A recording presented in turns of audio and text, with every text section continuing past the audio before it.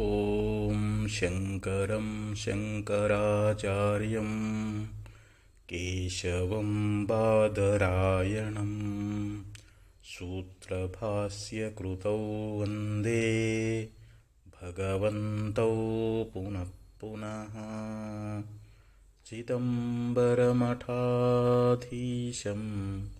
ಸಿದ್ಧಾರೂಢಯತೀಶ್ವರಂ ಶಿಷ್ಯಪ್ರಶಿಷ್ಯರೂಪೇಣ ಬೋಧಕಂ ಗುರುಮಾಶ್ರಯೇ ಯದಂಘ್ರಿಕಮಲದ್ವಂದ್ವಂ ತಾಪತ್ರಯನಿವಾರಣಂ ಶಾಂತೈಕ್ಯಪದದಂ ದೇವಂ ಸಿದ್ಧಾರೂಢಮಹಂ ಭಜೆ. ಸಿದ್ಧಾರೂಢಮಹಂ ಭಜೆ. ಅದ್ವೈತ ಸಾರ್ವಭೌಮ ಚಕ್ರವರ್ತಿ ಜಗದ್ಗುರು ಸಿದ್ಧಾರೂಢ ಮಹಾಸ್ವಾಮಿಗಳವರ, ಜಗದ್ಗುರು ಶಿವರಾಮವಧೂತರ, ಜಗದ್ಗುರು ಭಾರತಿ ಅಪ್ಪಾಜಿಯವರ ಪವಿತ್ರ ಚರಣಾರವಿಂದಗಳಲ್ಲಿ ಅನಂತಕೋಟಿ ಶಿರಸಾಷ್ಟಾಂಗ ಪ್ರಣಾಮವನ್ನು ಸಲ್ಲಿಸುತ್ತೇನೆ. ಶ್ರೀಮತ್ ಶಂಕರ ಭಗವತ್ಪಾದಾಚಾರ್ಯರು ಭಜಗೋವಿಂದಂ ಸ್ತೋತ್ರದಲ್ಲಿ ನಮ್ಮೆಲ್ಲರನ್ನ ಕುರಿತು ಬಹು ಸುಂದರವಾಗಿರ್ತಕ್ಕಂಥ ಉಪದೇಶವನ್ನು ಮಾಡ್ತಾ ಇದ್ದಾರೆ. ಮೂಢ ಜಹೀಹಿ ಧನಾಗಮ ತೃಷ್ಣಾಂ ಕುರು ಸದ್ಬುದ್ಧಿಂ ಮನಸಿ ವಿತೃಷ್ಣಾಂ ಎಲ್ಲವಶೇ ನಿಜ ಕರ್ಮೋಪಾತ್ತಂ ವಿತ್ತಂ ತೇನ ವಿನೋದಯ ಚಿತ್ತಂ. ಈ ಒಂದು ಶ್ಲೋಕದಲ್ಲಿ ನಮಗೆ ಬಹಳ ಸುಂದರವಾದ ಉಪದೇಶವನ್ನು ನೀಡ್ತಾ ಇದ್ದಾರೆ. ಮೂಢಜಹೀಹಿ ಧನಾಗಮ ತೃಷ್ಣಾಂ. ಮೂಢ ಅಂತಂದ್ರೆ ಯೋಗ್ಯ ಅಯೋಗ್ಯಗಳ ವಿಚಾರ ಇಲ್ಲದಂಥವನು. ಯಾವುದು ಯೋಗ್ಯದ ಯಾವುದು ಅಯೋಗ್ಯದ ಅನ್ನುವಂಥ ವಿಚಾರ ಶಕ್ತಿಯನ್ನು ಯಾವನು ಹೊಂದಿಲ್ಲವೋ ಅವನಿಗೆ ಮೂಢ ಅಂತ ಕರೀತಾ ಇದ್ದಾರೆ. ಹೇ ಮೂಢ ಮಾನವನೇ, ಧನಾಗಮ ತೃಷ್ಣಾಂ ಜಹೀಹಿ ಅಂತ ಹೇಳಿದರು. ಧನ ಅಂದರೆ ಇಲ್ಲಿ ಸಂಪತ್ತನ್ನುವಂಥದ್ದು. ಪ್ರತಿಯೊಬ್ಬರ ಜೀವನದೊಳಗೆ ಧನ ಅನ್ನುವಂಥದ್ದು ಎಲ್ಲರಿಗೂ ಬೇಕೇ ಬೇಕು. ಯಾಕಂದರೆ ಧನ ಇತ್ತು ಅಂತಂದರೆ ನಮ್ಮ ಪ್ರಪಂಚ, ನಮ್ಮ ಸಂಸಾರ ಸುಗಮವಾಗಿ ಸಾಗ್ತದೆ. ನಮ್ಮ ಮನಸ್ಸಿನಲ್ಲಿರ್ತಕ್ಕಂಥ ಎಲ್ಲ ಇಚ್ಛೆಗಳನ್ನು ನಾವು ಪೂರೈಸಿಕೊಳ್ಳಬಹುದು. ಅದಕ್ಕೆ ನಾವು ಪ್ರತಿಯೊಬ್ಬರೂ ಏನು ಮಾಡ್ತೀವಿ ಅಂತಂದರೆ ಹಣವನ್ನು ಸಂಗ್ರಹ ಮಾಡ್ತೀವಿ, ದುಡಿತೀವಿ. ಅದಕ್ಕಾಗಿ ಹೊಲದೊಳಗೆ ಕೆಲಸ ಮಾಡ್ತೀವಿ, ಫ್ಯಾಕ್ಟ್ರಿಯೊಳಗೆ ಕೆಲಸ ಮಾಡ್ತೀವಿ. ಏನಾದರೂ ಒಂದು ಉದ್ಯೋಗ ಅನ್ನುವಂಥದ್ದನ್ನು ಮಾಡಿ ಹಣವನ್ನು ನಾವು ಸಂಪಾದನೆ ಮಾಡ್ತೀವಿ. ಆ ಹಣವನ್ನು ಪಡಿಬೇಕಾದ್ರೆ ಎಷ್ಟು ಕಷ್ಟಪಡ್ತೀವಿ. ಅದಕ್ಕೆ ಅರ್ಥಾನಾಂ ಆರ್ಜನೆ ದುಃಖಂ ವೇ ದುಃಖಂ ಹೇಳ್ತಾರೆ. ನಾವು ಹಣವನ್ನು ಗಳಿಸುವಂಥ ಸಮಯದೊಳಗೆ ಅದನ್ನು ಭಾಳ ಕಷ್ಟಪಡ್ತೀವಿ, ಭಾಳ ಶ್ರಮ ವಹಿಸ್ತೀವಿ. ಮಳೆ ಅನ್ನಂಗಿಲ್ಲ, ಚಳಿ ಅನ್ನಂಗಿಲ್ಲ, ಬಿಸಿಲು ಅನ್ನಂಗಿಲ್ಲ. ಏನೋ ಒಂದು ಶಾರೀರಿಕವಾಗಿ ಪರಿಶ್ರಮ ಆದ್ರೂ ಕೂಡ ಅದನ್ನು ಸಹನ ಮಾಡಿಕೊಂಡು ಹಣ ಅನ್ನುವಂಥದ್ದನ್ನು ನಾವು ಸಂಪಾದನೆ ಮಾಡ್ತೀವಿ. ಅದನ್ನು ರಕ್ಷಣಾ ಮಾಡುವ ಅರ್ಥಾನಾಂ ಆರ್ಜನೆ ದುಃಖಂ. ನಂತರದಲ್ಲಿ ಅದನ್ನು ನಾವು ರಕ್ಷಣಾ ಮಾಡುವಂಥ ಪಾಲನದೊಳಗನ್ನು ದುಃಖ ಅನ್ನುವಂಥದ್ದಾಗ್ತದೆ, ವೇ ದುಃಖಂ. ಮತ್ತೇನಾದರೂ ಖರ್ಚು ಮಾಡುವಂಥ ಪ್ರಸಂಗ ಬಂದ್ರೂ ಕೂಡ ಅಯ್ಯೋ ಇಷ್ಟೆಲ್ಲ ಹಣ ಸಂಪಾದನೆ ಮಾಡಿದ್ದೆ, ಇದನ್ನು ಖರ್ಚು ಮಾಡಬೇಕಾಯ್ತಲ್ಲ ಅಂಥೇಳಿ ಆವಾಗಲೂ ಕೂಡ ನಮಗೆ ದುಃಖ ಆಗ್ತದೆ. ಅದಕ್ಕೆ ಈ ಹಣಕ್ಕೆ ಧಿಕ್ಕಾರ ಇರಲಿ ಅಂಥೇಳಿ ಮಹಾತ್ಮರು ನಮಗೆ ಉಪದೇಶ ಮಾಡ್ತಾ ಇದ್ದಾರೆ. ಅಂದರೆ ಈ ಧನದ ಮೇಲಿರ್ತಕ್ಕಂಥ ಲೋಭ ಅನ್ನುವಂಥದ್ದನ್ನು ನೀ ಮಾಡಬೇಡ ಅಂತ ನಮಗೆ ಬಹು ಸುಂದರವಾಗಿ ಮಹಾತ್ಮರು ಉಪದೇಶ ಮಾಡ್ತಾರೆ. ಏಕೆ ಧನವಿದ್ದು ಲೋಭವ ಮಾಳ್ಪೆ ಎಲೆ ಮನುಜ, ಸಾಕು ನಿನಗದರಿಂದ ಏನು ಫಲವಿಹುದು. ಸರ್ಪಭೂಷಣ ಶಿವ ನಮ್ಮನ್ನು ಕೇಳಿದರು, ಹೇ ಮಾನವ, ನಿನಗೆ ಈ ಹಣ ಅನ್ನುವಂಥದ್ದನ್ನು ಪ್ರಾಪ್ತ ಮಾಡಿಕೊಂಡು ಅದರ ಮೇಲೆ ನೀ ಯಾಕೆ ಲೋಭವನ್ನು ಮಾಡ್ತಿ ಸಾಕಂತ ಅದರಿಂದ ನಿನಗೇನು ಫಲ ಅನ್ನುವಂಥದ್ದು ಸಿಗುತ್ತದೆ. ನಾವು ಬರೇ ಹಣವನ್ನು ಸಂಪಾದನೆ ಮಾಡಿ ಅದನ್ನು ನಾವು ಉಣಂಗಿಲ್ಲ, ಮಡದಿ ಮಕ್ಕಳಿಗೆ ಕೊಡಂಗಿಲ್ಲ, ಬಂಧು ಬಾಂಧವರಿಗೆ ಕೊಡಂಗಿಲ್ಲ, ಮತ್ತು ದಾನ ಧರ್ಮಗಳನ್ನು ಮಾಡೋದಿಲ್ಲ. ನಾವು ಹಾಗೇ ಗಳಿಸಿಟ್ಟೀವಿ ಅಂತಂದ್ರೆ ಆ ಲೋಭದಿಂದ ನಮ್ಮ ಶರೀರಕ್ಕೂ ಸುಖ ಆಗಂಗಿಲ್ಲ. ಹೋಗಲಿ ನಾವೇನಾದರೂ ಒಳ್ಳೆಯ ಮೃಷ್ಟಾನ್ನ ಭೋಜನ ಮಾಡಿ ಒಳ್ಳೊಳ್ಳೆ ಬಟ್ಟೆಗಳನ್ನು ಉಟ್ಕೊಂಡು ಅದರಿಂದಲೂ ಸುಖ ಪಡ್ತೀವನ್ನಂತಂದ್ರೂ ಇಲ್ಲ. ಮತ್ತು ಲೋಕದೊಳಗೆ ಏನಂತಾರ, ಏನಪ್ಪ ಎಷ್ಟು ಗಳಿಸ್ಯಾನ, ಯಾವ ದಾನ ಧರ್ಮ ಮಾಡಂಗಿಲ್ಲ, ಮಡದಿ ಮಕ್ಕಳಿಗೆ ಕೊಡಂಗಿಲ್ಲ, ತಾನೂ ಉಪಭೋಗ ಮಾಡೋದಿಲ್ಲ ಅಂಥೇಳಿ ಎಷ್ಟು ಲೋಭಿ ಅದಾನ, ಎಷ್ಟು ಜಿಪುಣದಾನ ಅಂಥೇಳಿ ಲೋಕದೊಳಗೆ ಜನ ಏನಂತಾರ, ನರರು ನಿನ್ನನು ನೀಚನನ್ನು ತಿರ್ಪರು.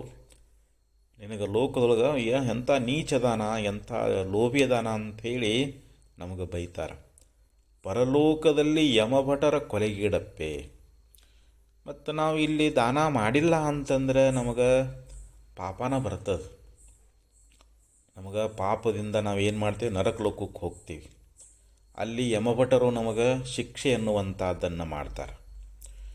ಅಲ್ಲಿಂದ ಮತ್ತೆ ನಾವು ಪುನಃ ಈ ಮರ್ತ್ಯ ಲೋಕದೊಳಗೆ ಉದಿಸಿ ಬರ್ತೀವಿ. ಅದಕ್ಕೆ ಅದತ್ತ ದಾನೇನ ಭವೇದ್ ದರಿದ್ರ, ದರಿದ್ರ ಭಾವಾಶ್ಚ ಕರೋತಿ ಪಾಪಂ, ಪಾಪ ಪ್ರಭಾವಾತ್ ನರಕೆ ಪ್ರಯಾಂತಿ, ದರಿದ್ರ ಪುನರೇವ ಪಾಪಿ ಅಂತ ನೀತಿಕಾರ ಹೇಳಿದಂತೆ ನಾವೇನು ಇಲ್ಲಿ ಅದತ್ತದಾನೇನ ನಮಗೆ ಸಂಪತ್ತಿದ್ದಾಗ, ನಮಗೆ ಭಗವಂತು ಧನ ಕೊಟ್ಟಾಗ ನಾವು ಅದನ್ನು ದಾನ ಮಾಡಲಿಲ್ಲ ಅಂತಂದ್ರೆ ಅದತ್ತದಾನೆ ಭವೇದ್ ದರಿದ್ರ, ನಾವು ಬಡವರಾಗಿ ಹುಟ್ಟಬೇಕಾಗ್ತದೆ. ನಮಗೆ ದಾರಿದ್ರ್ಯಾವಸ್ಥೆ ಅನ್ನುವಂಥದ್ದು ಬರ್ತದೆ. ಆ ಬಡತನದೊಳಗೆ ಅನೇಕ ರೀತಿ ಪಾಪ ಕಾರ್ಯಗಳನ್ನು ಮಾಡ್ತೇವೆ, ಮಾಡಬಾರ್ದಂಥ ಪಾಪ ಮಾಡ್ತೇವೆ. ಪಾಪ ಪ್ರಭಾವಾತ್, ಪಾಪದಿಂದ ನಮಗೇನಾಗ್ತದೆ, ನರಕೆ ಪ್ರಯಾಂತಿ, ನಾವು ನರಕ ಲೋಕಕ್ಕೆ ಹೋಗ್ತಾ ಇದ್ದೀವಿ. ಮತ್ತೆ ನಾವು ಪುನಃ ಬಡವರಾಗಿ ಹುಟ್ಟಿ ಬರ್ತೀವಿ, ಮತ್ತೆ ಪಾಪಿಗಳಾಗಬೇಕಾಗ್ತದೆ. ಅದಕ್ಕೆ ಅವ್ರಿಗೇನು ಹೇಳಿದರು ಅಂತಂದರೆ, ಮರಳಿ ನೀನುದಿಸೆ ದಾರಿದ್ರ್ಯ ಒದು ಬಿಡೋದು. ನೀ ನರಕಲೋಕ ದುಃಖವನ್ನು ಅನುಭೋಗಿಸಿ ಪುನಃ ನೀನು ಮರ್ತ್ಯಲೋಕದೊಳಗೆ ಹುಟ್ಟಿ ಬಂದಿ ಅಂತಂದ್ರೆ ನಿನಗೆ ಈ ದಾರಿದ್ರ್ಯಾವಸ್ಥೆ ಬಡತನ ಅನ್ನುವಂಥದ್ದು ಬಿಡ್ತದೇನೋ ಅಂತಂದ್ರೆ ಬಿಡೋದಿಲ್ಲ. ನಾವು ಹಿಂಗೆ ಭವಚಕ್ರದೊಳಗೆ ತಿರುಗಬೇಕಾಗ್ತದೆ. ಅದಕ್ಕೆ ಹೇಳ್ತಾರೆ, ಚತ್ವಾರೋ ಧನದಾಯಾತ ಧರ್ಮಾಗ್ನಿ ನೃಪತಸ್ಕರಾ ತೇಷಾಂ ಜ್ಯೇಷ್ಠಾವಮಾನೇನ ತ್ರಯಕ್ಕುಪ್ಯಂತಿ ಸೋದರ ಅಂತ ಹೇಳಿದರು. ನಾವು ಗಳಿಸಿದ ಹಣಕ್ಕೆ 4 ಮಂದಿ ಸಹೋದರದಾರಂತ. ಯಾರೋ ಒಬ್ಬ ಧರ್ಮ, ಇನ್ನೊಬ್ಬ ಅಗ್ನಿ, ಮತ್ತೊಬ್ಬ ರಾಜ, ಒಬ್ಬ ಕಳ್ಳ ಅಂತ. ಈ 4 ಜನ ಸಹೋದರರು ನಾವು ಮಾಡಿದ ಸಂಪತ್ತಿಗೆ ಅವರು ಭಾಗಿದಾರರು ಅಂತ. ತೇಷಾಂ ಜ್ಯೇಷ್ಠಾವಮಾನೇನ, ಅದರೊಳಗೆ ಹಿರಿಯವನು ಯಾರು, ಹಿರಿಯ ಅಣ್ಣ ಯಾರಪ್ಪ ಅಂತಂದರೆ ಧರ್ಮ. ನಾವು ಅವನಿಗೆ ಅವಮಾನ ಮಾಡಿದ್ದೀವಿ ಅಂತಂದರೆ, ಅಂದರೆ ನಾವು ಗಳಿಸಿದ ಸಂಪತ್ತನ್ನು ಧರ್ಮಕ್ಕೆ ವಿನಿಯೋಗ ಮಾಡಬೇಕು, ಸಾಧು ಸತ್ಪುರುಷರಿಗೆ ದಾನ ಮಾಡಬೇಕು, ಸತ್ಕಾರ್ಯಗಳಿಗೆ ಕೊಡಬೇಕು. ಯಾರು ಅತ್ಯಂತ ಬಡತನದೊಳಗದಾರ, ಕಷ್ಟದೊಳಗದಾರ ಅಂಥವರಿಗೆ ನಾವು ಆದಷ್ಟು ಸಹಾಯ ಮಾಡಬೇಕು. ಅವರಿಗೆ ಅನ್ನದಾನ ಆಗಲಿ, ಬಟ್ಟೆ ದಾನ ಆಗಲಿ, ಧನವನ್ನು ಕೊಡೋದಾಗಲಿ, ಇಂಥದ್ದು ನಾವು ಮಾಡಿದ್ದೀವಿ ಅಂತಂದರೆ ಆ ಧರ್ಮ ನಮಗೆ ಪುಣ್ಯ ಪ್ರಾಪ್ತಿ. ಆ ಧರ್ಮದಿಂದ ನಮಗೆ ಪುಣ್ಯ ಆಗ್ತದೆ. ಆ ಪುಣ್ಯದಿಂದ ನಾವು ಸ್ವರ್ಗಾದಿ ಭೋಗಗಳನ್ನು ಪಡಿತೀವಿ. ನಮಗೆ ಇಲ್ಲಿನೂ ಸುಖ, ಅಲ್ಲಿನೂ ಸುಖ, ಪರಲೋಕದಲ್ಲೂ ನಾವು ಸುಖ ಅನ್ನುವಂಥದ್ದನ್ನು ಪಡಿತೀವಿ.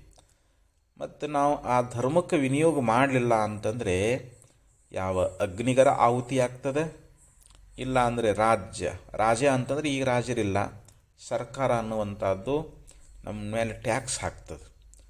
ಅದನ್ನು ನಮ್ಮಲ್ಲಿರ್ತಕ್ಕಂಥ ಲೋಕಾಯುಕ್ತರು ಬಂದರು ಅಂದರೆ ನಮ್ಮ ಹಣವನ್ನು ಅಪಹರಿಸಿಕೊಂಡು ಹೋಗಿಬಿಡ್ತಾ ಇದ್ದಾರೆ. ಇಲ್ಲ ಅಂದರೆ ಕಳ್ಳರು ಬಂದು ನಮ್ಮ ಧನವನ್ನು ಕಳ್ಳತನ ಮಾಡ್ಕೊಂಡು ಹೋಗಿಬಿಡ್ತಾರೆ.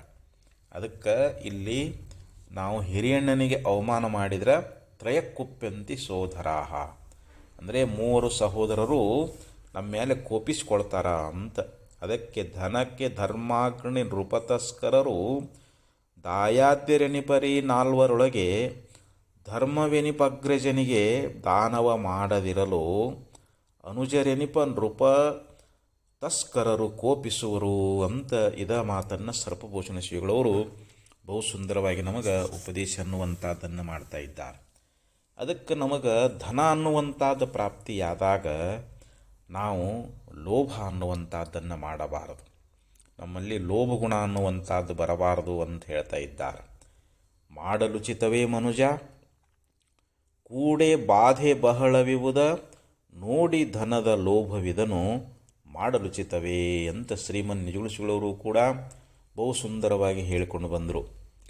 ನಾವು ಹಣವನ್ನು ಗಳಿಸ್ತೀವಿ, ಆ ಗಳಿಸಿರ್ತಕ್ಕಂಥ ಹಣವನ್ನು ನಾವು ಏನು ಮಾಡ್ತೀವಿ ಅಂತಂದರೆ ಅದನ್ನು ಬಚ್ಚಿಡ್ತೀವಿ, ಅದನ್ನು ಯಾರಿಗೂ ನಾವು ಕೊಡಕ್ಕೆ ಹೋಗಂಗಿಲ್ಲ. ನೋಡ, ಹಣ ಗಳಿಸ್ಬೇಕಾದ್ರೆ ನಮಗೆ ಎಷ್ಟು ದುಃಖ ಆಗ್ತದೆ. ಧನವ ಗಳಿಸುವಲ್ಲಿ ಮೊದಲು ತನುವಿಗೆ ಅತಿ ಬಳಲಿಕೆ, ಮನಕ್ಕೆ ದಿಗಿಲು ಮಿಗಿಲು, ಮರಸಿ ಜನರು ನೋವೆಡೆಯೊಳು ಇಂತು. ನಾವು ಯಾವುದೋ ಒಂದು ಹೊಲದೊಳಗೆ ಅಥವಾ ವ್ಯಾಪಾರ ಮಾಡೋಳಗೆ ಅಥವಾ ಇನ್ನೂ ಏನಾದರೂ ಒಂದು ಕೆಲಸ ಮಾಡೋದಕ್ಕಂತ ನಾವು ಹಣವನ್ನು ಸಂಪಾದನೆ ಮಾಡ್ತೀವಿ. ಆವಾಗ ನಮಗೆ ಶರೀರಕ್ಕೆ ಭಾಳ ಪರಿಶ್ರಮ ಆಗ್ತದೆ. ನಾವು ಹೊಲದಾಗ ಹೋಗಿ ಬಿಸಿಲಾಗ ಹೋಗಿ ಕೆಲಸ ಮಾಡಬೇಕು. ಮಳೆ ಬರ್ತೈತೆ ಅಂದ್ರೂ ಕೂಡ ನಾವು ಮಾಡುವಂಥ ಕಾರ್ಯ ನಿಲ್ಲಿಸೋಕೆ ಬರೋಂಗಿಲ್ಲ. ಯಾಕಂದ್ರೆ ನಾವು ಅಲ್ಲಿ ಹಣ ಸಂಪಾದನೆ ಮಾಡಬೇಕಾಗಿರ್ತದೆ. ಅದಕ್ಕೆ ಶರೀರಿಗೆ ಅತಿ ಬಳಲಿಕೆ ಅನ್ನುವಂಥದ್ದಾಗ್ತದೆ. ನಮ್ಮ ಮನಸ್ಸು ಬಹಳ ಅವಾಗ ತಾಪ ಪಡ್ತದೆ. ನಾನು ಇಷ್ಟೆಲ್ಲ ಮಾಡ್ತಾ ಇದ್ದೀನಿ, ನನ್ನ ಕೈಗೆ ಇದು ಸಿಗುತ್ತೈತೋ ಇಲ್ಲೋ, ಎಲ್ಲಿ ನಷ್ಟ ಆಗಿ ಹೋಗ್ತೈತೋ ಏನೋ ಅಂಥೇಳಿ ಮನಸ್ಸು ಭಾಳ ಪಶ್ಚಾತ್ತಾಪ ಪಡ್ತದೆ, ದುಃಖ ಪಡ್ತದೆ. ನಾವು ಅಕಸ್ಮಾತ್ ಯಾರಾದ್ರಿಗೂ ಹಣ ಕೊಟ್ಟೀವಿ ಅಂತಂದ್ರೆ ಅವರು ಮರಳಿ ಕೊಡಲಿಲ್ಲ ಅಂತಂದ್ರೆ ನಾವು ಭಾಳ ದುಃಖವನ್ನು ಮಾಡ್ತಾ ಇದ್ದೀವಿ. ಜನಿಪುದಳಲು ಮತಿಗೆ ವೆಚ್ಚ ಅಂದರೆ ನಾವು ಈ ರೀತಿ ಬಹಳಷ್ಟು ವೇದನೆಯನ್ನು ಅನುಭವಿಸಿ ನಮ್ಮ ಮತಿ ಅನ್ನುವಂಥದ್ದು ಭ್ರಮಣ ಆಗ್ತದೆ. ಕೊನೆಗೆ ಈ ಧನದಿಂದ ನಮಗೆ ಅನೇಕ ರೀತಿಯಾಗಿರ್ತಕ್ಕಂಥ ಕಂಟಕಗಳು, ಅನೇಕ ಕಷ್ಟಗಳು ನಮಗೆ ಬರ್ತಾ ಇದ್ದಾವೆ. ಅದಕ್ಕೆ ಇಂಥ ಒಂದು ಚಿಂತೆಯಿಂದ ನಾವು ಈ ಧನದಿಂದ ವೇದನೆಯನ್ನು ಹೊಂದಬೇಕಾಗ್ತದೆ. ಅದಕ್ಕೆ ಇಲ್ಲಿ ಮಹಾತ್ಮರು ನಮಗೆ ಹಣ ಅನ್ನುವಂಥದ್ದು ಬಂದಾಗ ಅದನ್ನು ನಾವು ಲೋಭಗುಣದಿಂದ ಅದನ್ನು ಬಚ್ಚಿಡದೆ ಅದನ್ನು ನಾವು ಆದಷ್ಟು ದಾನ ಧರ್ಮ ಮಾಡಿ ಪುಣ್ಯವನ್ನು ಸಂಪಾದನೆ ಮಾಡಬೇಕು ಅಂತ ಹೇಳ್ತಾ ಇದ್ದಾರೆ. ಒಬ್ಬ ನಂದರಾಜ ಅಂತ ಇದ್ದ. ಅವನು ಕಡುಲೋಭಿಯಾಗಿದ್ದ. ಯಾವ ರಾಜ್ಯದಲ್ಲಿರ್ತಕ್ಕಂಥ ಪ್ರತಿಯೊಂದು ಗ್ರಾಮ, ನಗರ, ಪಟ್ಟಣ ಪ್ರದೇಶದಲ್ಲಿರ್ತಕ್ಕಂಥ ಆ ಜನರ ಎಲ್ಲ ಸಂಪತ್ತನ್ನು ಲೂಟಿ ಮಾಡಿಬಿಟ್ಟ. ಎಲ್ಲ ಅದನ್ನು ತನ್ನ ಸೈನಿಕರಿಗೆ ಹೇಳಿ ಜನರಲ್ಲಿರುವಂಥ ಎಲ್ಲ ಸಂಪತ್ತನ್ನು ತೊಗೊಂಡು ಬರ್ರಿ ಅಂತ ಆಜ್ಞೆ ಮಾಡಿದ. ಹೀಗಾಗಿ ಪ್ರತಿಯೊಬ್ಬರ ಮನೆಯಲ್ಲಿರ್ತಕ್ಕಂಥ ಸಂಪತ್ತು ರಾಜರ ಪಾಲಾಯಿತು. ಪ್ರಜೆಗಳು ಬಹಳ ದುಃಖಿತರಾದರು. ಎಲ್ಲ ಸಂಪತ್ತನ್ನು ನಂದರಾಜ ತನ್ನ ಸ್ವಾಧೀನ ಮಾಡಿಕೊಂಡಲ್ಲ, ನಾವು ಹೆಂಗೆ ಬದುಕಬೇಕು ಅಂತ ಬಹಳ ಚಿಂತಿತರಾದರು. ಆದರೂ ಕೂಡ ನಂದರಾಜನಿಗೆ ಸಮಾಧಾನ ಆಗಲಿಲ್ಲ. ಅದಕ್ಕೆ ಇಲ್ಲಿ ಆಚಾರ್ಯ ಏನು ಹೇಳ್ತಾ ಇದ್ದಾರೆ, ಮೂಢಜಹೀಹಿ ಧನಾಗಮ ತೃಷ್ಣಾಂ ಅಂದರೆ ನೀನು ಹಣದ ಮೇಲೆ ನನಗೆ ಭಾಳಷ್ಟು ಹಣ ಬರಲಿ ಅಂಥೇಳಿ ನೀನೇನು ಆಸೆ ಮಾಡ್ತಾ ಇದ್ದೀಯಲ್ಲ, ಇದನ್ನು ಬಿಟ್ಟು ಬಿಡು ಅಂತ ಹೇಳ್ತಾರೆ. ಸಾಕಷ್ಟು ನನಗೆ ಹಣ ಗಳಿಸ್ಬೇಕು, ಎಲ್ಲ ಹಣ ನನಗೆ ಬಂದು ಸೇರಲಿ ಅಂತೇಳಿ ಇವನು ಅತಿಯಾದ ಆಶೆಯಿಂದ ಕೂಡ್ಕೊಂಡಿರ್ತಾನೆ. ಅದರಿಂದ ಅವನಿಗೆ ಭಾಳ ದುಃಖ ಅನ್ನುವಂಥದ್ದಾಗ್ತದೆ. ಎಲ್ಲ ಸಂಪತ್ತು ಅಷ್ಟೆಲ್ಲ ಗಳಿಸಿದ್ರೂ ಅವನಿಗೆ ತೃಪ್ತಿ ಆಗಲಿಲ್ಲ, ಸಮಾಧಾನ ಆಗಲಿಲ್ಲ.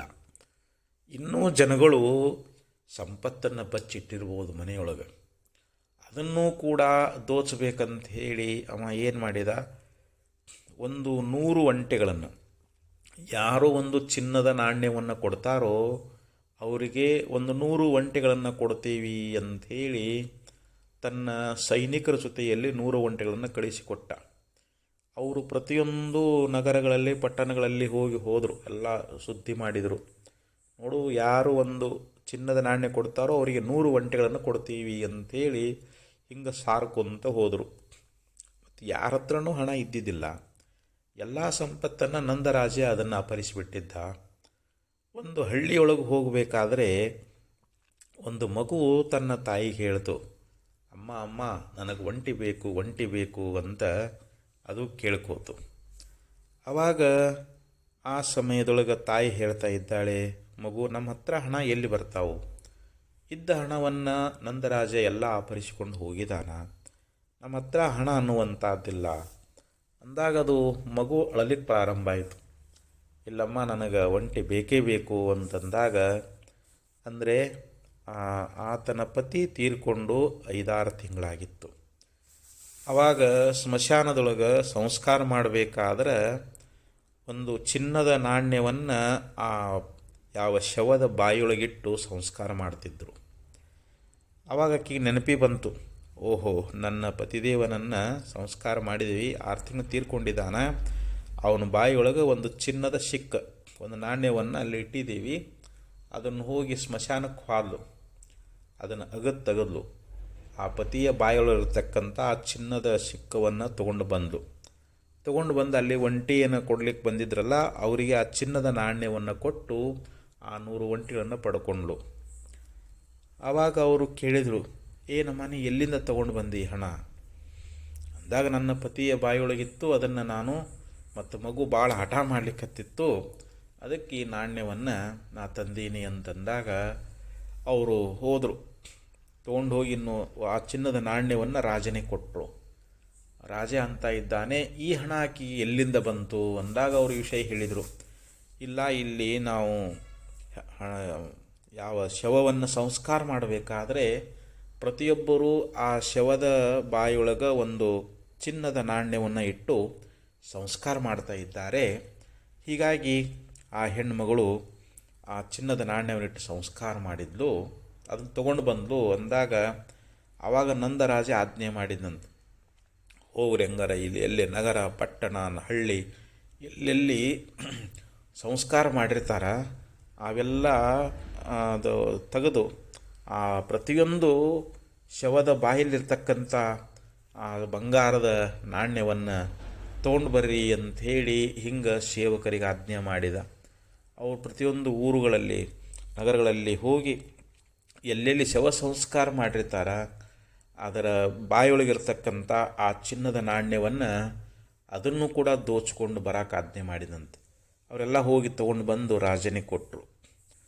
ಸುಮಾರು ಆಗಿನ ಸಮಯದೊಳಗೆ 600 ಕೋಟಿ ಹಣವನ್ನು ಸಂಗ್ರಹ ಮಾಡಿದ್ದಂತೆ, ಬಂಗಾರದ ನಾಣ್ಯಗಳನ್ನು ಸಂಗ್ರಹ ಮಾಡಿದ್ದಂತೆ. ಅವನು ಅದನ್ನು ಯಾರಾದರೂ ಕಳ್ಳರು ಕದ್ದುಕೊಂಡು ಹೋದಾರೋ ಅಂಥೇಳಿ ಅದನ್ನು ಸಮುದ್ರದೊಳಗೆ ಬಚ್ಚಿಟ್ಟಿದ್ದ. ಮುಂದೆ ಅಂತಿಮ ಕಾಲದೊಳಗೆ ಯಾರಿಗೂ ಹೇಳಿಲ್ಲ, ಇಷ್ಟೆಲ್ಲ ಸಂಪತ್ತು ಸಮುದ್ರ ಇಟ್ಟೀನಿ ಅಂಥೇಳಿ ಯಾರಿಗೂ ತಿಳಿಸಲಿಲ್ಲ. ಅದೆಲ್ಲ ಸಮುದ್ರ ಪಾಲಾಗಿ ಹೋಗಿಬಿಡ್ತು, ಅವನು ಗಳಿಸಿದ ಸಂಪತ್ತೆಲ್ಲ ಸಮುದ್ರದೊಳಗನ ಹೋಗಿಬಿಡ್ತು ಅಂತ ಹಿಂಗೊಂದು ಉದಾಹರಣೆ ಬರ್ತದೆ. ಅಂದರೆ ನಾವು ಗಳಿಸಿದ ಹಣವನ್ನು ನಾವು ಸತ್ಕಾರ್ಯಗಳಿಗೆ ವಿನಿಯೋಗ ಮಾಡಬೇಕು, ದಾನ ಧರ್ಮಗಳನ್ನು ಮಾಡಬೇಕು. ಅದನ್ನು ಹಾಗೆ ಬಚ್ಚಿಟ್ಟೀವಿ ಅಂತಂದ್ರೆ ಅದರಿಂದ ನಮಗೆ ಯಾವ ಸುಖ ಅನ್ನುವಂಥದ್ದು ನಮಗೆ ಪ್ರಾಪ್ತಿಯಾಗುವುದಿಲ್ಲ. ಅದಕ್ಕೆ ಲೋಭೇನ ಬುದ್ಧಿಶ್ಚಲತಿ, ಲೋಭೋ ಜನಯತೆ ತೃಷಾಂ, ತೃಷಾರ್ಥೋ ದುಃಖಮಾಪ್ನೋತಿ ಪರತ್ರೇಹ ಚ ಮಾನವ ಅಂತ ಹೇಳ್ತಾರೆ.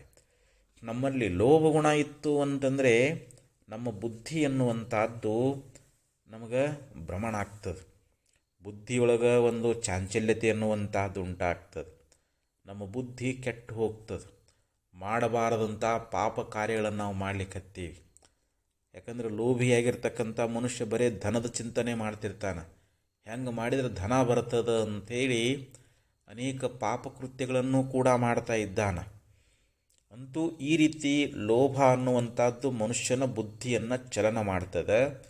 ಲೋಭೋ ಜನಯತೆ ತೃಷಾಂ. ಮತ್ತು ಈ ಲೋಭ ಗುಣ ಅನ್ನುವಂಥದ್ದು ನಮಗೆ ತೃಷಾಮ್ ಅಂತಂದ್ರೇನು, ಆ ಹಣವನ್ನು ಪಡಿಬೇಕು ಅನ್ನುವಂಥ ಅತಿಯಾದ ಆಸೆ ಅನ್ನುವಂಥದ್ದನ್ನು ನಮಗೆ ಉಂಟು ಮಾಡ್ತದೆ. ಅಷ್ಟೇ ಅಲ್ಲ, ತೃಷಾರ್ಥೋ ದುಃಖಮಾಪ್ನೋತಿ, ಆ ಹಣದ ಒಂದು ತೃಷೆ ಅನ್ನುವಂಥದ್ದು, ಅದರ ಒಂದು ಹಸಿವು ಅನ್ನುವಂಥದ್ದು ಆ ಧನವನ್ನು ಸಂಪಾದನೆ ಮಾಡಬೇಕು ಅನ್ನುವಂಥ ಅತಿಯಾದ ಒಂದು ಆಸೆ, ಆ ಒಂದು ಇಚ್ಛೆಯಿಂದ ನಾವು ಇಲ್ಲಿನ ದುಃಖವನ್ನು ಹೊಂದೇವಿ. ಪರತ್ರೇಹಚ ಮಾನವ, ಮತ್ತು ಪರಲೋಕದಲ್ಲಿಯೂ ಕೂಡ ನಮಗೆ ದುಃಖ ಅನ್ನುವಂಥ ತಪ್ಪುವುದಿಲ್ಲ. ಅದಕ್ಕೆ ನಾವು ಲೋಭ ಅನ್ನುವಂಥದ್ದನ್ನು ಮಾಡಬಾರದು. ಕಡುಲೋಭದಿಂದ ದುರ್ಗುಣಮನ್ಯ ಮುಂಟೆ. ಶ್ರೀಮನ್ ನಿಜಗುಣ ಶಿವಳು ಕೂಡ ನಮಗೆ ಏನು ಹೇಳ್ಯಾರ, ನಮ್ಮಲ್ಲಿ ಲೋಭ ಅನ್ನುವಂಥದ್ದಿತ್ತು ಅಂತಂದರೆ ಅದಕ್ಕಿಂತ ಹೆಚ್ಚಿನ ದುರ್ಗುಣ ಅನ್ನುವಂಥದ್ದೇ ಇಲ್ಲ ಅಂತ ಹೇಳಿದ್ದಾರೆ. ಆ ಲೋಭ ಗುಣಕ್ಕಿಂತಲೂ ಹೆಚ್ಚಿನ ದುರ್ಗುಣ ಅನ್ನುವಂಥದ್ದು ನಮಗೆ ನಿಜವಾಗಿಯೂ ಲೋಕದೊಳಗೆ ಅದೇನು ಅಂತಂದರೆ ಇಲ್ಲ.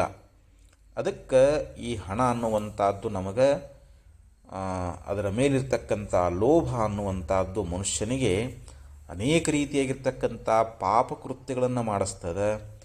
ಅದರಿಂದ ನಮಗೆ ಈ ಲೋಕದಲ್ಲಿನೂ ಸುಖ ಇಲ್ಲ, ಪರಲೋಕದೊಳಗೂ ಸುಖ ಇಲ್ಲ. ಅದಕ್ಕಿಲ್ಲಿ ಮೂಢ ಜಹೀಹಿ ಧನಾಗಮ ತೃಷ್ಣಾಂ ಕುರು ಸದ್ಬುದ್ಧಿಂ ಮನಸಿ ವಿತೃಷ್ಣಾಂ. ಹಾಗೆ ನಮ್ಮ ಬುದ್ಧಿ ಎನ್ನುವಂಥದ್ದನ್ನು ಎಲ್ಲಿಡಬೇಕು? ಸದ್ಬುದ್ಧಿ. ನಮ್ಮ ಸದ್ ವಸ್ತು ಯಾವುದು? ಪರಮಾತ್ಮ. ಆ ಪರಮಾತ್ಮನಲ್ಲೇ ನಮ್ಮ ಬುದ್ಧಿ ಎನ್ನುವಂಥದ್ದನ್ನು ಇಡಬೇಕು ಅಂತ ಹೇಳ್ತಾರೆ. ಯಾಕಂದರೆ ನಮ್ಮ ಬುದ್ಧಿಯನ್ನು ನಾವು ಪ್ರಪಂಚದ ವಿಷಯಗಳಲ್ಲಿ ಇಟ್ಟೇವಿ ಅಂತಂದರೆ ಆ ವಿಷಯಗಳು ನಮಗೆ ದುಃಖ ಕೊಡ್ತಾ ಇದ್ದಾವೆ. ಅವುಗಳಲ್ಲಿ ಅನುಕೂಲ ಪ್ರತಿಕೂಲ ಮೂಲಕವಾಗಿ ನಾವು ರಾಗದ್ವೇಷದಿಂದ ಕೂಡಿಕೊಳ್ತೀವಿ. ಆ ರಾಗ ಅನ್ನುವಂಥದ್ದು, ಅವುಗಳಲ್ಲಿ ಆ ವಿಷಯಗಳಲ್ಲಿರ್ತಕ್ಕಂಥ ಆಸಕ್ತಿ ಎನ್ನುವಂಥದ್ದು ನಮಗೆ ಅವು ಅನುಕೂಲ ಆದಾಗ ನಮಗೆ ಸುಖ ಅನ್ನಿಸ್ತಾವೆ. ನಮಗೆ ಪ್ರತಿಕೂಲ ಆಯಿತು ಅಂದರೆ ನಮಗೆ ದುಃಖ ಅನ್ನುವಂಥದ್ದು ಅನ್ನಿಸ್ತದೆ. ಅದಕ್ಕೆ ಈ ನಿನ್ನ ಬುದ್ಧಿ ಎನ್ನುವಂಥದ್ದನ್ನು ಯಾವ ಪರಮಾತ್ಮನಲ್ಲಿ ಇಡು ಅಂತ ಹೇಳ್ತಾರೆ. ನಿನ್ನ ಬುದ್ಧಿಯೊಳಗೆ ಪರಮಾತ್ಮ ಇರಬೇಕು.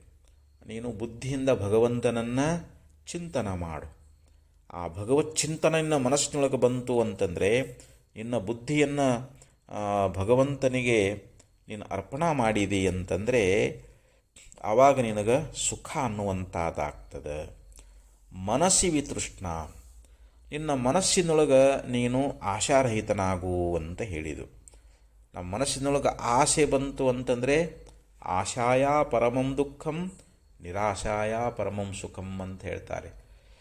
ಆಶೆಯಿಂದಲೇ ನಮಗೆ ದುಃಖ ಅನ್ನುವಂಥದ್ದಾಗ್ತದೆ. ನಮ್ಮಲ್ಲಿ ನಿರಾಶೆ ಬಂತು ಅಂತಂದರೆ ಅದೇ ಪರಮ ಸುಖ. ನಮಗೆ ಭಗವಂತ ಏನು ಕೊಟ್ಟಾನೋ ನಾವು ಅದರಲ್ಲಿಯೇ ನಾವು ಸಂತೃಪ್ತರಾಗಿರಬೇಕು. ಯಾಕಂದ್ರೆ ನಾವು ಪೂರ್ವಜನ್ಮದಲ್ಲಿ ಮಾಡಿರತಕ್ಕಂಥ ಒಂದು ಕರ್ಮಗಳಿಂದ ನಮಗಿಲ್ಲಿ ಫಲ ಸಿಗ್ತದೆ. ನಾವು ಪೂರ್ವಜನ್ಮದಲ್ಲಿ ದಾನ ಧರ್ಮಾದಿ ಪುಣ್ಯ ಕಾರ್ಯಗಳನ್ನು ಮಾಡಿದ್ದೀವಿ ಅಂತಂದರೆ ಈ ಜನ್ಮದಲ್ಲಿ ನಮಗೆ ಸಂಪತ್ತು ಪ್ರಾಪ್ತಿಯಾಗ್ತದೆ. ನಾವು ಸಾಕಷ್ಟು ಧನವನ್ನು ಸಂಪಾದನೆ ಮಾಡ್ತೀವಿ. ಅಂದರೆ ಆ ಪುಣ್ಯ ಅನ್ನುವಂಥದ್ದು ನಮಗೆ ಸಂಪತ್ತನ್ನು ತಂದು ಕೊಡ್ತದೆ. ಮತ್ತು ನಾವು ಭಾಳ ಪಾಪ ಮಾಡಿದ್ದೀವಿ ಅಂತಂದರೆ ನಮಗೆ ಬಡತನ ಬರ್ತದೆ. ನಾವು ದಾರಿದ್ರ್ಯಾವಸ್ಥೆಯನ್ನು ಅನುಭವಿಸ್ಬೇಕಾಗ್ತದೆ. ಅನೇಕ ರೋಗ ರುಜಿನಗಳು, ಅನೇಕ ಕಷ್ಟಗಳು ನಮಗೆ ಜೀವನದೊಳಗೆ ಪ್ರಾಪ್ತವಾಗ್ತಾ ಇದ್ದಾವೆ. ಅದಕ್ಕೆ ನಮಗೆ ಭಗವಂತ ಏನು ಕೊಟ್ಟಾನ, ನಾವು ಮಾಡಿದಂಥ ಕರ್ಮಾನುಸಾರವಾಗಿ ನಮಗೆ ಎಷ್ಟು ದೊರಕ್ಯದ. ಎಲ್ಲಬಸೆ ನಿಜ ಕರ್ಮೋಪಾತ್ತಂ ಅಂತ ಹೇಳ್ತಾರೆ.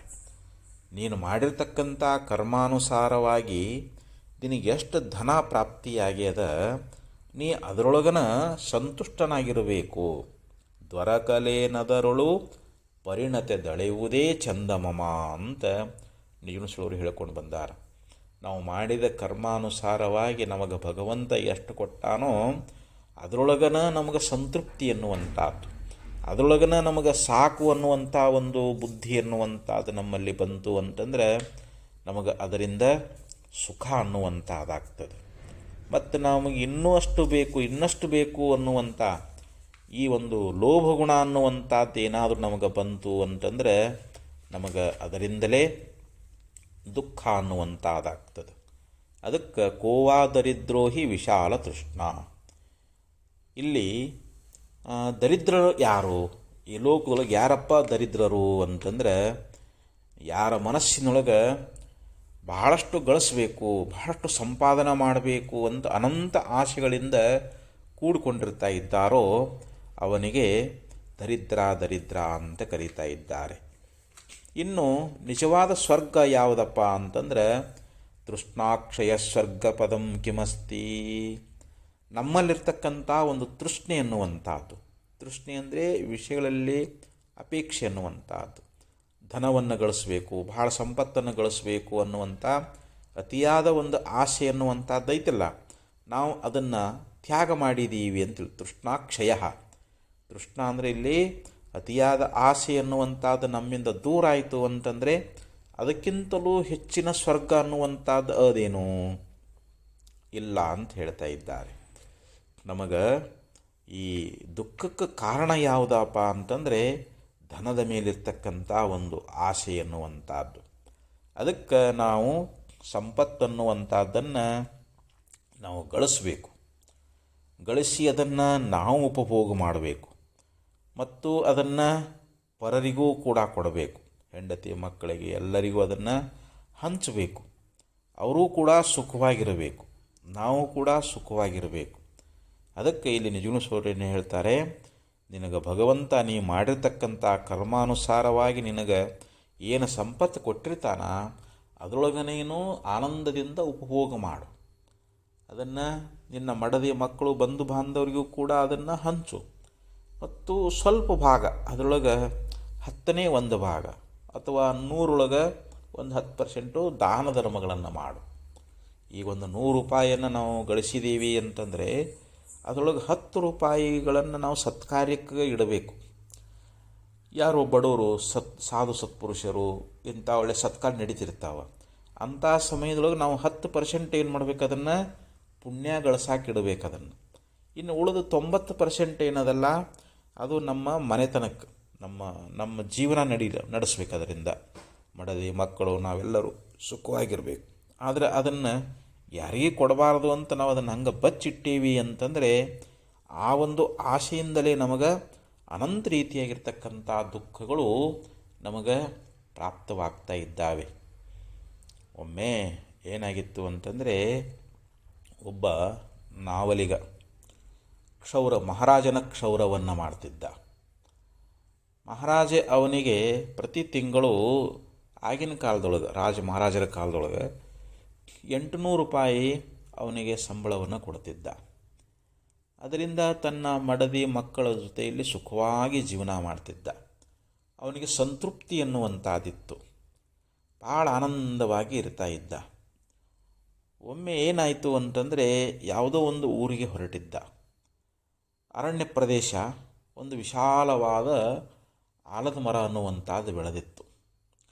ಸ್ವಲ್ಪ ಬಿಸಿಲು, ಏನೋ ಒಂದು 5 ನಿಮಿಷಕ್ಕೂ ಹೋಗಿ ಕೂಡಿರ್ಬೇಕಂತ ಅಲ್ಲಿ ಕೂತ್ಕೊಂಡ. ಅಲ್ಲಿ ಒಂದು ಆಕಾಶವಾಣಿ ಆಯಿತು. ಹೇ ಕ್ಷೌರಿಕನೇ, ನಾವಲಿಗನೇ, ನಿನಗೆ 7 ಹಂಡೆ ಬಂಗಾರ ಬೇಕೇನೋ ಅಂತ ಆಕಾಶವಾಣಿ ಆಯಿತು. ಸುತ್ತ ನೋಡಿದ ಯಾರೂ ಇದ್ದಿದ್ದಿಲ್ಲ. ಇದೇನಿದು 7 ಹಂಡೆ ಬಂಗಾರವನ್ನು ಕೊಡ್ತೀನಿ ಅಂತ ಹೇಳ್ತಾ ಇದೆಯಲ್ಲ, ಯಾರಿರಬಹುದು? ಆವಾಗ ಇವನಿಗೆ ಮನಸ್ಸಿನೊಳಗೆ ಆಶಾ ಮೂಡ್ತು.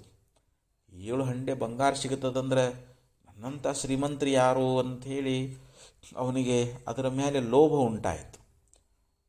ನನಗೆ ಅವಶ್ಯವಾಗಿ ಬೇಕು ಅಂತ ಇವ ಅಂದುಕೊಳ್ಳಿ ಮತ್ತೆ ಆಕಾಶವಾಣಿ ಆಯಿತು. ಹೋಗು, ನೀ ಮನೆಗೆ ಹೋಗು, ಈಗಾಗಲೇ ನಿನ್ನ ಮನೆಯೊಳಗೆ 7 ಹಂಡೆ ಬಂಗಾರ ನಾನು ಅಲ್ಲಿ ಇರಿಸಿದ್ದೀನಿ ಅಂತ ಹೇಳಿಬಿಡ್ತು. ಆವಾಗ ತನ್ನ ಪ್ರಯಾಣವನ್ನು ಅಲ್ಲಿಗೆ ಮೊಟಕುಳಿಸಿ ಅವನು ಸೀದಾ ಮನೆಗೆ ಬಂದು ನೋಡಿದ. ಮನೆಯೊಳಗೆ 7 ಹಂಡೆ ಬಂಗಾರ, ಹಂಡೆ ತುಂಬ ಬಂಗಾರಿದ್ದು, ಒಂದು ಮಾತ್ರ ಅರ್ಧ ಇತ್ತು. 6 ಹಂಡೆ ಪರಿಪೂರ್ಣ ತುಂಬಿದ್ದು, ಒಂದು ಹಂಡೆ ಏನಾಗಿತ್ತು ಅಂತಂದ್ರೆ ಅರ್ಧ ಆಗಿತ್ತು. ಅವನ ಮನಸ್ಸಿಗೆ ನಿರಾಶೆ ಆಯಿತು.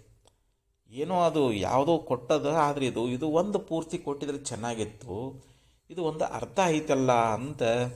ಆವಾಗ ಅವನು ತನ್ನ ಮಡದಿ ಮಕ್ಕಳಿಗೆ ಹೇಳಿದ, ನೋಡು, ಇದನ್ನು ನಾವು ಏನಾರ ಮಾಡಿ ತುಂಬಿಸೋನು, ಇದು ಒಂದು ಹಂಡೆ ಪರಿಪೂರ್ಣ ಇದು ಅರ್ಧ ಐತಲ್ಲ, ಇದನ್ನು ತುಂಬಿಸಿ 7 ಹಂಡೆ ಭರ್ತಿ ಮಾಡೋನು ಅಂಥೇಳಿ ತನ್ನ ಹೆಂಡತಿಗೆ ಹೇಳಿದ. ನೋಡು, ಇನ್ನು ಮೇಲೆ ಬೆಳಗ್ಗೆ ಒಂದು ಊಟ, ರಾತ್ರಿ ಒಂದು ಊಟ, ಮಧ್ಯಾಹ್ನ ಊಟನ ಮಾಡೋದು ಬೇಡ. ಅಂದರೆ ನಾವು ಉಳಿಸ್ಬೇಕಲ್ಲ, ಯಾಕೆ ಮಹಾರಾಜ ಕೊಟ್ಟಿರ್ತಕ್ಕಂಥ ಧನದೊಳಗೆ ನಾವು ಉಳಿತಾಯ ಮಾಡಿ ಇದಕ್ಕೆ ಹಾಕೋಣ ಅಂಥೇಳಿ ಹೆಂಡತಿಗೆ ಹೇಳಿದ. ಹಾಗೆ ಆಗಲಿ ಅಂಥೇಳಿ ಆಕೆ ಉಳಿತಾಯ ಮಾಡಲಿಕ್ಕೆ ಪ್ರಾರಂಭ ಮಾಡಿದ್ಲು. ಆದರೂ ಅದು ತುಂಬುತ್ತಾ ಇಲ್ಲ. ಕೊನೆಗೆ ಯಾಕಂದರೆ ಇವನ ಮನಸ್ಸಿನೊಳಗೆ ಒಂದು ತೃಷ್ಣ ಅನ್ನುವಂಥದ್ದು ಬಂತು, ಅತಿಯಾದ ಆಸೆ ಬಂದುಬಿಡ್ತು ಅವನಿಗೆ. ಹೀಗಾಗಿ ಅವನಿಗೆ ಸಮಾಧಾನ ಇಲ್ಲ, ಸಂತೃಪ್ತಿ ಇಲ್ಲ. ರಾಜ ನೋಡಿದ, ಯಾಕೋ ಮುಖ ಸಪ್ಪಾಗಿದೆಲ್ಲ ಏನು ಅಂತಂದು. ಏನು ರೀ ಮಹಾರಾಜರೇ, ನೀವು 800 ಕೊಡ್ತೀರಿ, ಇದರಿಂದ ನನ್ನ ಜೀವನ ಹೆಂಗೆ ನಿರ್ವಹಿಸಬೇಕು? ಯಾಕೆ ಮಡದಿ ಮಕ್ಕಳು ಮನ್ಯಾಗ ವ್ಯವಹಾರಗಳು ಜಾಸ್ತಿ ಅದಾವು ಅಂದಾಗ, ಆಗಲಪ್ಪ ಇನ್ನು ಮೇಲೆ ನಿನಗೆ 1500 ರೂಪಾಯಿ ಕೊಡ್ತೀನಿ ಅಂತಂದ. ಇವನಿಗೆ ಭಾಳ ಖುಷಿಯಾಯಿತು. ಅಂತೂ ಡಬಲ್ ಆಯ್ತಲ್ಲ ಅಂಥೇಳಿ ಅದ್ರಾಗ ಮತ್ತೆ ಹೇಳಿದ, ಇಲ್ಲ ಇನ್ನು ಮೇಲೆ ದಿನಕ್ಕೆ ಒಂದೇ ಊಟ ಮಾಡೋನು ಅಂಥೇಳಿ ಒಂದೇ ಸಮಯ ಊಟ ಮಾಡ್ಲಿಕ್ಕತ್ತರು. ಇದರಿಂದ ಅವನು ಶರೀರ ಕ್ಷೀಣಾಗಿ ಹೋಗಿಬಿಡ್ತು. ಮನೆಯೊಳಗೆ ಯಾರಿಗೂ ಹೊಟ್ಟೆ ತುಂಬ ಊಟ ಇಲ್ಲ, ದಿನಕ್ಕೆ ಒಂದೇ ಊಟ ಮಾಡಬೇಕು. ಬಂದು ಎಲ್ಲ ಸಂಪತ್ತು ಅದಕ್ಕೆ ಹಾಕಲಿಕ್ಕತ್ತೆ. ಅದು ಏನು ಮಾಡಿದ್ರು ತುಂಬವಲ್ದು. ಅದು 6 ತುಂಬ್ಯಾವು, 7ನೇದ್ದು ಮಾತ್ರ 7ನೇ ಹಂಡೆ ತುಂಬಿಸ್ಬೇಕಂತ ಏನೆಲ್ಲ ಪ್ರಯತ್ನ ಮಾಡಿದ, ಆದರೂ ತುಂಬಲೇ ಇಲ್ಲ. ಮೈ ಮೇಲೆ ಬಟ್ಟೆ ಹರಿದು ಹೋದ್ರೂ ಕೂಡ ಹೊಸ ಬಟ್ಟೆ ತರಲಿಲ್ಲ. ಯಾಕಂದ್ರೆ ಹೇಗಾದ್ರೂ ಮಾಡಿ ಜಲ್ದಿ ತುಂಬಿಸ್ಬೇಕು ಅಂತ. ಆವಾಗ ನೋಡಿದ, ಅಲ್ಲ ಮೊದಲು 800 ರೂಪಾಯಿ ಕೊಡ್ತಾ ಇದ್ದೆ, ಎಷ್ಟು ಸಂತೋಷವಾಗಿದ್ದ. ಈಗ 1500 ರೂಪಾಯಿ ಸಂಬಳ ಕೊಡ್ತಾ ಇದ್ರೂ ಕೂಡ ಇವನಿಗೆ ಎಷ್ಟು ಕ್ಷೀಣ ಬಡವನಾಗಿದ್ದಾನಲ್ಲ. ಸ್ವಲ್ಪ ಒಂದು ದಿವಸ ಕೇಳಿಬಿಟ್ಟ ರಾಜ, ಅಲ್ಲಪ್ಪ ನಿನಗೆ ಆ ಯಕ್ಷ 7 ಹಂಡೆ ಬಂಗಾರ ಏನಾದರೂ ಕೊಟ್ಟದೇನೋ ಅಂತ ಕೇಳಿದ. ಇವನಿಗೆ ಕ್ಷೌರಿಕನಿಗೆ ಆಶ್ಚರ್ಯ ಆಯಿತು. ನನಗೆ ಬಂಗಾರ ಕೊಟ್ಟಿದ್ದು ರಾಜನಿಗೆ ಹೆಂಗೆ ಗೊತ್ತಾಯಿತು? ಹೌದ್ರಿ ಮಹಾರಾಜರೇ, ನಾನು ಹೊರಟಿದ್ದೆ, ಅಲ್ಲಿ ಒಂದು ಮರದ ಕೆಳಗೆ ಕುಂತಾಗ ಯಾವುದೋ ಆಕಾಶವಾಣಿ ಆಯಿತು, ನಿನಗೆ 7 ಹಂಡೆ ಬಂಗಾರ ಬೇಕೇನೋ ಅಂತ ಕೇಳ್ತು. ನಾನು ಬೇಕಂತಂದೆ, ಅದು ಕೊಡ್ತು. ಅದನ್ನು ತುಂಬಿಸ್ಬೇಕಂತ ಏನೆಲ್ಲ ಪ್ರಯತ್ನ ಮಾಡ್ತಾಯಿದ್ದೀನಿ, ತುಂಬುತ್ತಾ ಇಲ್ಲ ಅಂತಂದಾಗ ಅವಾಗ ಹೇಳಿದ, ಹೋಗು ಯಾಕಂದ್ರೆ ನನಗೂ ಅದು ಕೇಳಿತ್ತು, ನಾನು ಅದನ್ನು ಬಳಸ್ಬೋದೇನು ಅಂತ ಕೇಳಿದಾಗ ಅದು ಬಳಸುವಂತಿಲ್ಲ, ಅದನ್ನು ಹಾಗೆ ಕಾಯ್ಕೊಂಡಿರಬೇಕು ಅಂತ ಹೇಳಿದ್ದಕ್ಕೆ ನಾನು ಒಲ್ಲೆ ಅಂತ ತಿರಸ್ಕಾರ ಮಾಡಿದ್ದೆ. ಹೋಗಿ ಅಲ್ಲಿ ಹೋಗಿ ನೀ ಹೇಳು, ಆ 7 ಹಂಡೆ ಬಂಗಾರ ನನಗೆ ಬೇಕಾಗಿಲ್ಲ, ಅದನ್ನು ನೀನೇ ತಗೋ ಅಂತ ಹೇಳು, ಅವೆಲ್ಲ ಹೋಗಿಬಿಡ್ತಾವೆ ಅಂತಂದಾಗ, ಆಗಲಿ ಅಂಥೇಳಿ ರಾಜನ ಒಂದು ಆದೇಶದಂತೆ ಆ ಮರದಡಿಯಲ್ಲಿ ಹೋಗಿ ಆ ಯಕ್ಷನಿಗೆ ಹೇಳ್ತಾ ಇದ್ದಾನೆ. ಕ್ಷೌರಿಕ ಹೇಳಿದ, ಆ 7 ಹಂಡೆ ನನಗೇನು ಬೇಕಾಗಿಲ್ಲ, ಅದನ್ನು ನೀನೇ ತಗೋ ಅಂಥೇಳಿ ಅಂದಾಗ ಅವು ಮುಂದೆ ಮಾಯ ಅದು. ಆ ರಾಜ ಕೊಟ್ಟ ಸಂಬಳದೊಳಗನ ಹೆಂಡತಿ ಮಕ್ಕಳು ಸುಖವಾಗಿ ಉಳಿದ್ರು ಅಂಥೇಳಿ ಹಿಂಗೆ ಒಂದು ದೃಷ್ಟಾಂತ ಬರ್ತದೆ. ಅದಕ್ಕೆ ನಮಗೆ ಪರಮಾತ್ಮ ಏನು ಕೊಟ್ಟಾನ, ಯಥಾಲಾಭ ಸಂತುಷ್ಟ. ಭಗವಂತ ಕೊಟ್ಟದ್ರಲ್ಲಿಯೇ ನಾವು ಸಂತುಷ್ಟರಾಗಿರಬೇಕು, ನಮ್ಗೆ ಅದರಲ್ಲಿಯೇ ತೃಪ್ತಿ ಎನ್ನುವಂಥದ್ದಿರಬೇಕು. ನಾವು ಹೆಚ್ಚಿಗೆ ಏನಾದರೂ ಆಶಾ ಮಾಡಿದ್ದೀವಿ ಅಂತಂದ್ರೆ ಅದರಿಂದ ನಮಗೆ ದುಃಖ ಅನ್ನುವಂಥದ್ದಾಗ್ತದೆ. ಅದಕ್ಕೆ ಅದನ್ನು ನಾವು ಉಣಬೇಕು, ಸಾಧು ಸತ್ಪುರುಷರಿಗೂ ಕೂಡ ಕೊಡಬೇಕು ಅಂತೇಳಿ ಸವೆಯುವುದು ಉಂಬುದು ಅಂತ ಹೇಳ್ತಾರೆ. ಅದನ್ನು ಗಳಿಸಬೇಕು, ಗಳಿಸಿದ್ದನ್ನು ಉಳಿಸ್ಬೇಕು, ಉಳಿಸಿದ್ದನ್ನು ಇಂಥ ಸಾಧು ಸತ್ಪುರಿಗೆ ನಾವು ದಾನ ಧರ್ಮ ಮಾಡಬೇಕು ಅಂಥೇಳಿ, ಹೀಗೆ ಮನುಷ್ಯ ಸಂಪತ್ತಿನಿಂದ ನಿಜವಾಗಿ ಅವನಿಗೆ ಸುಖ ಅನ್ನುವಂಥದ್ದಾಗ್ತದೇನೋ. ನ ವಿತ್ತೇನ ತರ್ಪಣೀಯೋ ಮನುಷ್ಯ, ಉಪನಿಷತ್ತು ಹೇಳ್ತದೆ. ಅಂದರೆ ಸಂಪತ್ತಿನಿಂದ ಮನುಷ್ಯನಿಗೆ ಎಂದೂ ತೃಪ್ತಿ ಅನ್ನುವಂಥದ್ದಾಗೋದಿಲ್ಲ. ಮನುಷ್ಯ ನಾ ಹಣವನ್ನು ಗಳಿಸಿ ತೃಪ್ತಿ ಪಡಿತೀನಿ ಅಂತಂದ್ರೆ ಅದು ಯಾವ ಕಾಲಕ್ಕೂ ಸಾಧ್ಯ ಇಲ್ಲ ಅಂತಾನೆ. ಅಮೃತತ್ವಸ್ಯ ನಾ ಶಾಸ್ತಿ ವಿತ್ತೇನೈವಹಿ ಅಂತೇಳಿ ಶ್ರುತಿನೂ ಕೂಡ ಹೇಳಿಕೊಂಡು ಬರ್ತದೆ. ವಿವೇಕಚೂಡಾಮಣಿಯಲ್ಲಿ ಶ್ರೀಮತ್ ಶಂಕರ ಭಗವತ್ಪಾದಾಚಾರ್ಯರು ಕೂಡ ಈ ಮಾತನ್ನು ಹೇಳ್ತಾರೆ. ಅಂದರೆ ಈ ಧನದಿಂದ ಅಮೃತತ್ವದ ಪ್ರಾಪ್ತಿ ಎನ್ನುವಂಥದ್ದು ಅದು ಯಾವ ಕಾಲಕ್ಕೂ ಕೂಡ ಆಗಲಾರದು ಅಂತ ಹಿಂಗೆ ನಮಗೆ ಅನೇಕ ಮಹಾತ್ಮರು ಉಪದೇಶ ಮಾಡಿಕೊಂಡು ಬರ್ತಾರೆ. ಅದಕ್ಕೆ ಇಲ್ಲಿ ಆಚಾರ್ಯರು ಎಲ್ಲವಶೇ ನಿಜ ಕರ್ಮೋಪಾತ್ತಂ ವಿತ್ತಂ ತೇನ ವಿನೋದಯ ಚಿತ್ತಂ. ನೀನು ಮಾಡಿರ್ತಕ್ಕಂಥ ಕರ್ಮಗಳಿಂದ ನಿನಗೇನು ಪ್ರಾಪ್ತಿ ಆಗೈತಲ್ಲ ಅದರೊಳಗನ ನಿನ್ನ ಮನಸ್ಸನ್ನುವಂಥದ್ದನ್ನು ಸಮಾಧಾನ ಪಡಿಸು. ನಿನ್ನ ಮನಸ್ಸಿಗೆ ಸಂತೋಷ ಆಗಲಿ. ಓ, ನನಗೆ ಭಗವಂತ ನಾನು ಮಾಡಿದ ಕರ್ಮಕ್ಕೆ ಇಷ್ಟು ಹಣ ಕೊಟ್ಟಾನಲ್ಲ ಅನ್ನುವಂಥ ಸಂತೃಪ್ತಿ ಎನ್ನುವಂಥದ್ದು ನಿನ್ನ ಮನಸ್ಸಿನೊಳಗೆ ಆಯಿತು ಅಂತಂದರೆ ಅದು ನಿನ್ನ ಜೀವನ ಸುಖಮಯ ಆಗ್ತದೆ. ಮತ್ತು ಅದನ್ನು ನಾವು ಹಾಗೇ ಕೂಡಿಟ್ಟೀವಿ ಅಂತಂದರೆ ಪಿಪೀಲಿಕಾ ಆರ್ಜಿತಂ ಧಾನ್ಯಂ ಮಕ್ಷಿಕಾ ಸಂಚಿತಂ ಮಧು ಲುಬ್ಧೇನ ಸಂಚಿತಂ ದ್ರವ್ಯಂ ಸಮೂಲಂ ಚ ವಿನಶ್ಯತಿ ಅಂತ ಹೇಳ್ತಾರೆ. ಒಂದು ಇರುವೆ ಎನ್ನುವಂಥದ್ದು ಧಾನ್ಯವನ್ನು ಸಂಗ್ರಹ ಮಾಡ್ತದೆ. ಸಕ್ಕರೆ ಆಗಲಿ ರವೆ ಆಗಲಿ ಅದು ಎಲ್ಲೋ ಒಂದು ಚೀಲದೊಳಗೆ ಹೋಗಿ ಅದನ್ನು ತೊಗೊಂಡು ಬರ್ತದೆ. ಒಂದೊಂದೇ ಕಾಳು ತೊಗೊಂಡು ಬಂದು ಸಂಗ್ರಹ ಮಾಡ್ತದೆ. ತಾಯಂದಿರು ಮನೆ ತೊಳೆಯುವಾಗ ಅಲ್ಲಿ ನೀರು ಹೋಯಿತು ಅಂದರೆ ಎಲ್ಲ ಕೆಟ್ಟು ಹೋಗಿಬಿಡ್ತದೆ.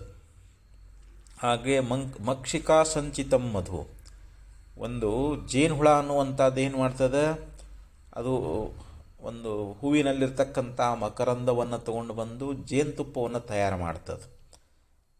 ಅದನ್ನು ಸಂಗ್ರಹ ಮಾಡಿಡ್ತದೆ. ತಾನೂ ಅದನ್ನು ಉಪಯೋಗ ಮಾಡೋಂಗಿಲ್ಲ, ತನ್ನ ಬಂಧು ಬಾಂಧವರಿಗೆ ಕೊಡೋಂಗಿಲ್ಲ.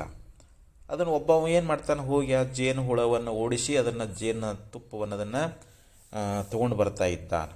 ಹೀಗೆ ಆ ಮಕ್ಷಿಕ ಅನ್ನುವಂಥದ್ದು ಅಂದರೆ ಜೇನುಹುಳ ಅನ್ನುವಂಥ ಸಂಗ್ರಹಿಸಿರ್ತಕ್ಕಂಥ ಆ ಜೇನುತುಪ್ಪ ಅನ್ನುವಂಥದ್ದು ಲುಬ್ಧೇನ ಸಂಚಿತಂ ದ್ರವ್ಯಂ, ಒಬ್ಬ ಲೋಭಿಯಾಗಿರ್ತಕ್ಕಂಥ ಪುರುಷ ಗಳಿಸಿರುವಂಥ ಏನು ಸಂಪತ್ತು ಅನ್ನುವಂಥದ್ದದ ಸಮೂಲಂ ಚ ವಿನಶ್ಯತಿ, ಈ ಸಂಪೂರ್ಣವಾಗಿ ಅದು ನಾಶವಾಗಿ ಹೋಗ್ತದೆ ಅನ್ನುವಂಥ ಮಾತನ್ನು ಬಹು ಸುಂದರವಾಗಿ ಸುಭಾಷಿತಕಾರ ನಮಗೆ ಉಪದೇಶ ಅನ್ನುವಂಥದ್ದನ್ನು ಮಾಡಿಕೊಂಡು ಬರ್ತಾನೆ.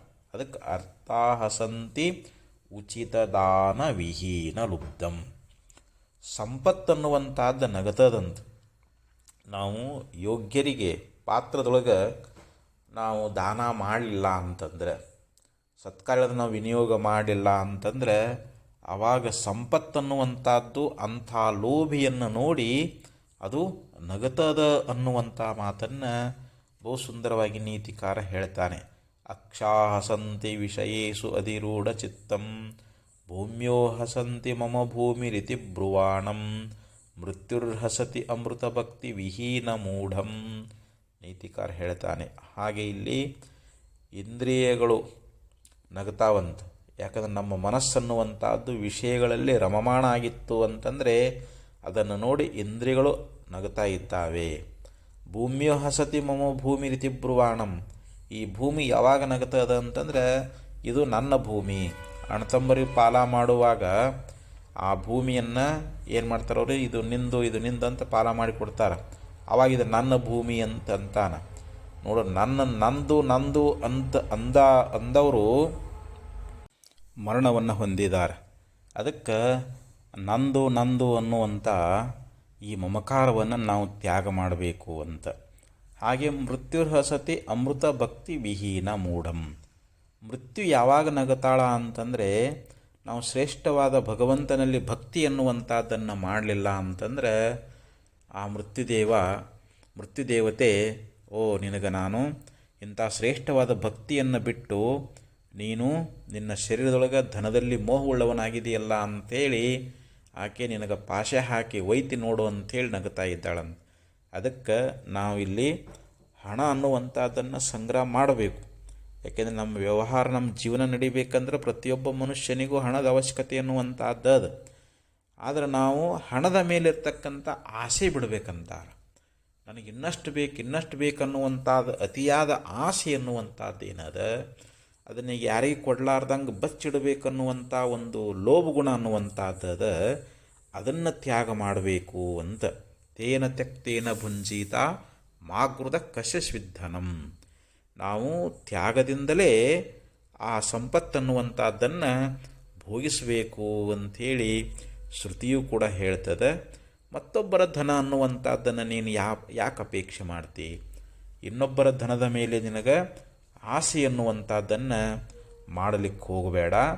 ಅದಕ್ಕೆ ನೀನು ನಿನ್ನ ಲೋಭಗುಣ ಅನ್ನುವಂಥದ್ದನ್ನು ತ್ಯಾಗ ಮಾಡಿ ನೀನು ಭಗವತ್ ಪ್ರೀತ್ಯರ್ಥವಾಗಿ ನಿನ್ನ ಸಂಪತ್ತನ್ನುವಂಥದ್ದನ್ನು ಶರಣರಿಗೆ, ಸಂತರಿಗೆ, ಯೋಗಿಗಳಿಗೆ ಅದನ್ನು ನೀನು ದಾನಾಧರ್ಮ ಮಾಡಿದೆ ಅಂತಂದರೆ ಅದು ನಿನ್ನನ್ನು ರಕ್ಷಣಾ ಮಾಡ್ತದಂಥೇಳಿ ಶ್ರೀಮಚ್ಛಂಕರ ಭಗವತ್ಪಾದಾಚಾರ್ಯರು ಮೂಢಜಹೀಹಿ ಧನಾಗಮ ತೃಷ್ಣಾಂ ಕುರು ಸದ್ಬುದ್ಧಿಂ ಮನಸಿ ವಿತೃಷ್ಣಾಂ ಎಲ್ಲಬಸೇ ನಿಜ ಕರ್ಮೋಪಾತ್ತಂ ವಿತ್ತಂ ತೇನ ವಿನೋದಯ ಚಿತ್ತಂ ಅಂಥೇಳಿ ಈ ಶ್ಲೋಕದೊಳಗೆ ನಿನಗೆ ಹೆಚ್ಚಿಗೆ ಧನ ನನಗೆ ಪ್ರಾಪ್ತ ಆಗಬೇಕು ಅನ್ನುವಂಥ ಈ ಒಂದು ತೃಷ್ಣ ಅನ್ನುವಂಥದ್ದನ್ನು, ಅತಿಯಾದ ಆಸೆ ಅನ್ನುವಂಥದ್ದನ್ನು, ಯಾಕಂದರೆ ಕಿಂಕರ ವೃತ್ತಿ ಯಾವುದು ತನಗಳಿಯ ಆಸೆ ಅಂತ ಹೇಳ್ತಾರೆ.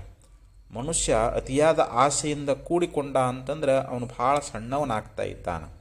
ಅದಕ್ಕೆ ನಮ್ಮ ಬುದ್ಧಿ ಅನ್ನುವಂಥದ್ದನ್ನು ನಾವು ಲೋಭದಿಂದ ಹಣ ಗಳಿಸೋದ್ರಲ್ಲಿ ಇಡದೆ ಪರಮಾತ್ಮಲ್ಲಿ ಆ ಬುದ್ಧಿಯನ್ನು ನಾವು ಇರಿಸಬೇಕು ಅಂತ ಹೇಳಿದರು. ನಿನ್ನ ಮನಸ್ಸಿನಲ್ಲಿ ಆಶಾರಹಿತನಾಗು, ನಿನ್ನ ಮನಸ್ಸಿನಲ್ಲಿ ಯಾವುದೇ ಆಸೆ ಅನ್ನುವಂಥದ್ದು ಅಂಕುರಿಸಬಾರದು ಅನ್ನುವಂಥ ಮಾತನ್ನು ಬಹು ಸುಂದರವಾಗಿ ಹೇಳಿದ್ದಾನೆ. ಅಂಥ ಒಂದು ನಿರಾಶೆ ಬುದ್ಧಿ ಅನ್ನುವಂಥದ್ದು ನಮಗೆಲ್ಲರಿಗೂ ಪ್ರಾಪ್ತವಾಗಲಿ ಅಂತ ಹೇಳ್ತಾ ಓಂ ತತ್ಸತ್.